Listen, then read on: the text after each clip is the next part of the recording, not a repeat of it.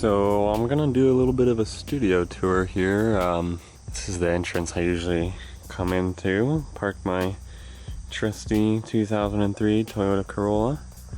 Wander in through this door here. They've been set up now for since May. Used to be the stables for the horses and the cows that used to be here. This is barn's over 100 years old. It's just excess space left over in the barn. Kind of use it for storage at the farm here. I also work on the farm, so some structural issues. It's very bowed in the ceiling there, and a lot of drippage coming through. I'm underneath the hay loft that's still full of hay. My boss got this place 8 years ago. The people before it had this place for 60 years, and I think the people before them had it for 80 years. So, a whole bunch of wood slapped together, and nails and screws, and more wood and more nails and more screws, keeping everything together. So that's kind of the perfect little dungeon hovel to make some art in. So walk right through. There's another, I can go all the way through there too, to the front of the farm. And we've got another door here. Gives some really good light for my work, and it's also a great view to the surrounding area. There's some farm fields. I'm kind of in like an in-between stage right now. I just finished up a show that I will be taking down later this afternoon. I'm kind of just diddling around with a bunch of different stuff. I've got a painting here that I'm really trying to push with some oils. I'm not too much practice with the oil painting.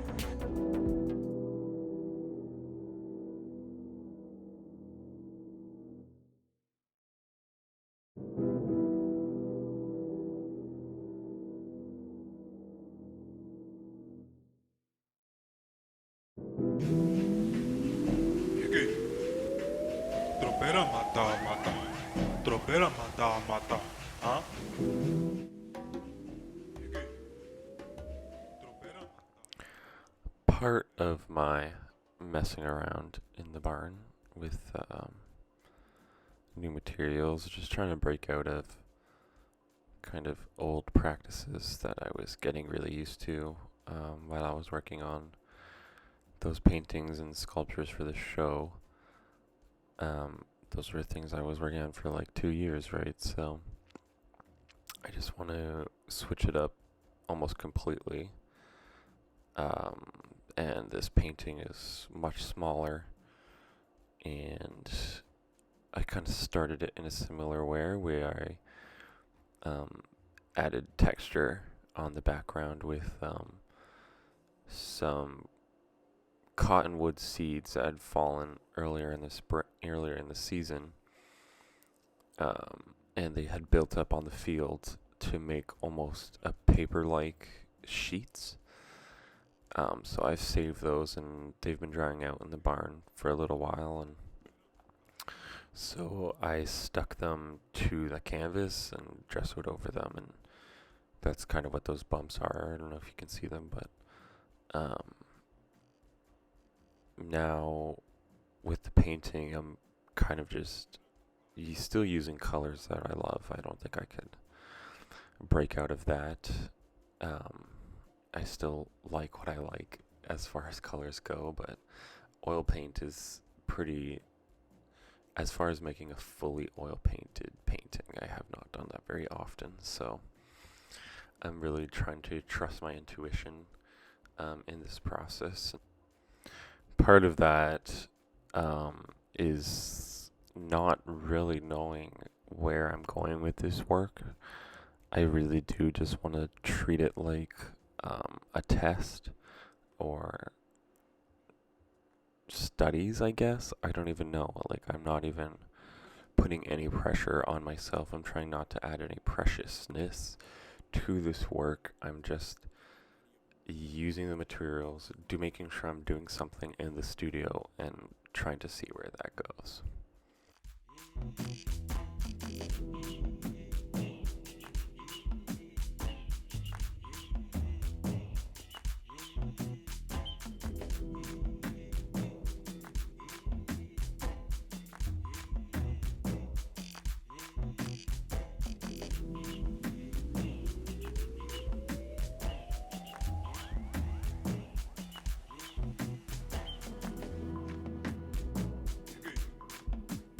Tropera mata, mata.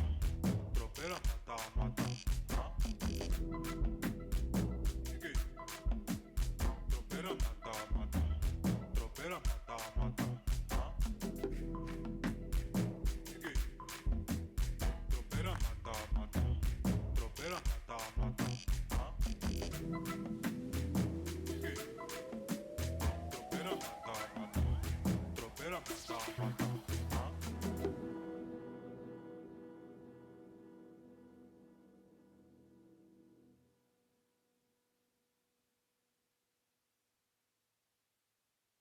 Gone through a lot of changes. I got some Rubbermaid totes here for some of my more important things that I don't want to get too damp. I mean, like, it's a 100-year-old barn. And it's very leaky, so things get damp, things get moldy.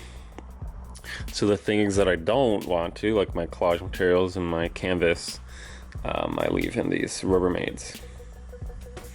And I've got my French easel for some plein air painting around the farm. I've only done one. I need a lot of motivation to go and do it. I really do enjoy it, and it's really good practice. And now that the season's slowing down on the farm, I think I'll do it a little bit more, but that's my little setup for that. Take it out into the fields, and some of this stuff is tools, rope and stuff left behind. Those tires though I brought here. These tools are mine. Yeah, so in these in-between stages I'm just prepping a few canvases. Well, it's canvas stretched over board. So I don't know what I'm gonna do with them. I'm on like 6 layers of gesso with those guys.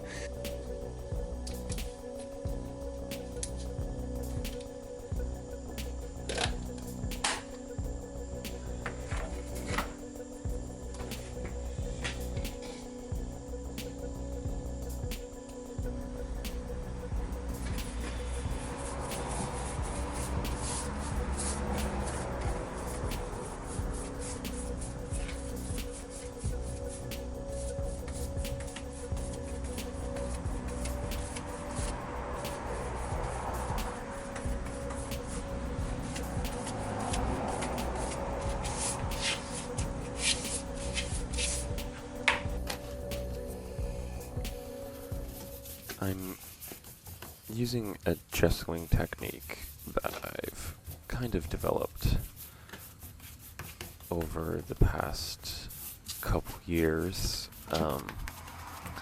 It's through just trial and error and a couple other YouTube videos, mainly restoration YouTube channel, where the guy when he's varnishing paintings, he puts an initial layer of varnish, and then as it's drying, he uses his brush to kind of spread the partially dried varnish, and it creates these ridges and tiny little peaks that catch the light, if I'm remembering that correctly.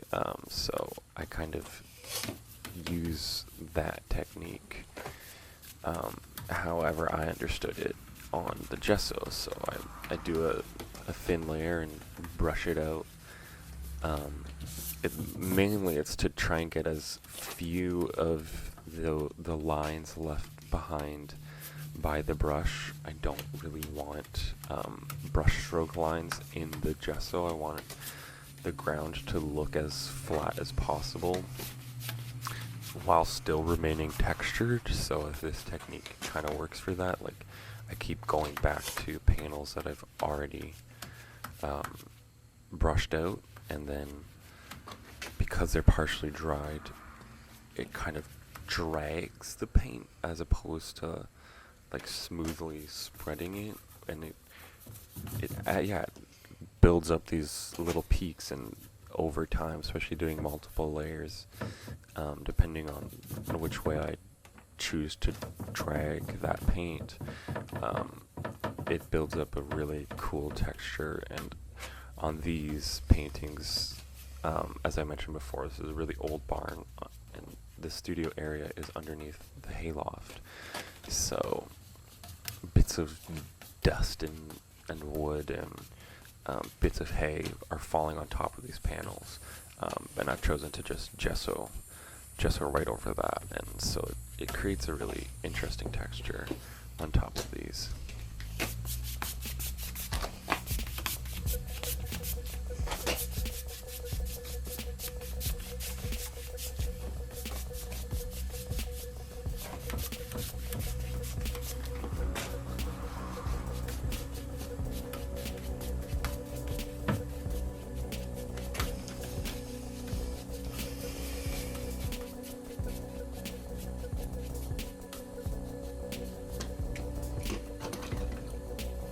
Piccolinos, sandwich, treat, coffee. That's generally my weekend studio fuel.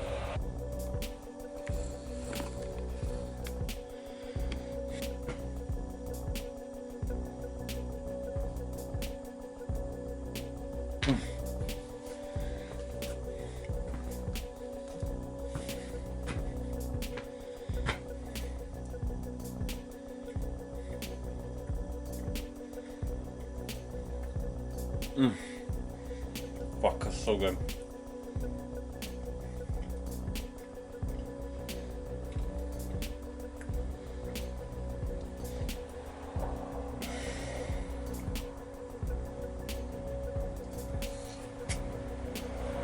Got this piece here for an upcoming group show.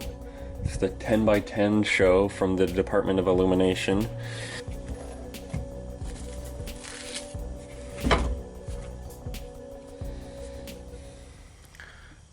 So my plan for this panel, for this group show, is to add something to it every day up until it's due, and it's due on November 10th or 11th, something like that. So I've got like a month and a half to continue to add stuff every day. I've already kind of failed at that. I haven't done something every day, but pretty well at least every other day I've added something to it. And if I skip a day, maybe I add 2 things. So anyways, I have no idea what this is going to look like partway through November, so, but yeah, I'm really excited to see what the other artists come up with for this show. I don't even know how many panels were sold for this, but the idea is, like, this Department of Illumination, they're selling these 10x10 panels, and anyone could buy one, and when you submit them they'll be for sale, and the proceeds will go towards this Department of Illumination and the gallery that it's being shown in, which is Carbon Art and Design in Picton. So yeah, I'm really looking forward to that exhibit, and looking forward to see what this panel will look like. My partner is also doing one, and then we got a third panel that we're working on together, and it's looking really good so far. So yeah, I'm really excited to see the gallery full of these small 10x10 panels and what everyone has done to them.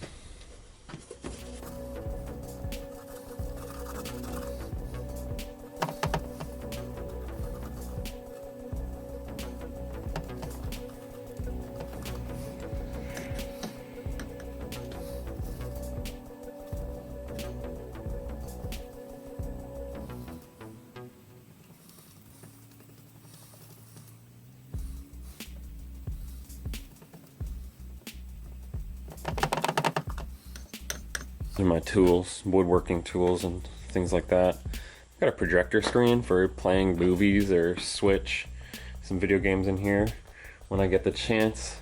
This is kind of where I set my sculptures up when I'm working on them. I just started this guy. I've got a plan for it. I'm gonna see how it evolves. I feel like I'm pretty fresh off of finishing my most recent sculpture, so yeah, I don't know. I don't know how quickly I'll get back to it, but yeah, this is a big drip here, so I don't do much in this corner. These paintings are older. These are some frames that I built when I was at school. So I want to reuse these frames with some paintings that are done, and they just don't need to be on the stretchers anymore, and I need some stretchers, so I'm gonna unstretch those today.